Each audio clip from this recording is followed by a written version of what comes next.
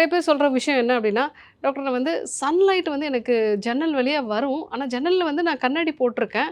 ஆனா என் உடம்புல வந்து சன்லைட் படுது அப்டின்னு சொல்லுவாங்க. கண்ணாடி வழியா உங்களுக்கு அந்த சூரிய வெளிச்சம் வருது அப்டின்னா, அதில அல்ட்ரா வயலட் ஏ ரேஸ் தான் வந்து இருக்கும். இது உங்கள இன்னும் வந்து உங்க ஸ்கின்ன ஒரு முதுமையான தோற்றத்துக்கு தான் வந்து கொண்டு போகும். விட்டமின் டிக்கு தேவையான அல்ட்ரா வயலட் பி ரேஸ் வந்து கண்ணாடி மூலமா உங்களுக்கு வந்து கிடைக்காது. அது அங்கேயே ஃபில்டர் ஆயிடும். அதனாலயும் நெறைய பேருக்கு வைட்டமின் டி குறைபாடு இருக்கு.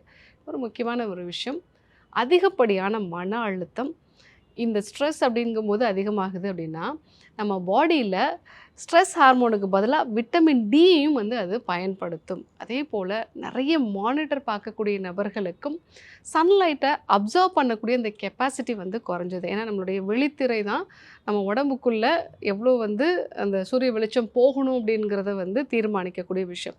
ஸோ நெறைய மானிட்டர் பார்க்கறதுனாலயும் நமக்கு சன்லைட்லேருந்து ப்ராப்பரா விட்டமின் டி வந்து உள்ள போகறதில்ல. ஸோ இந்த காரணங்களால தான் வைட்டமின் டி குறைபாடு வந்து உண்டாகுது.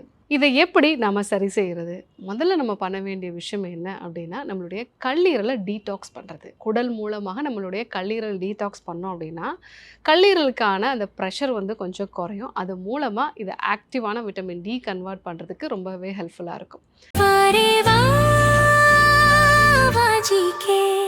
Dr. Srivarma's Magic Care, his wellness for her happiness.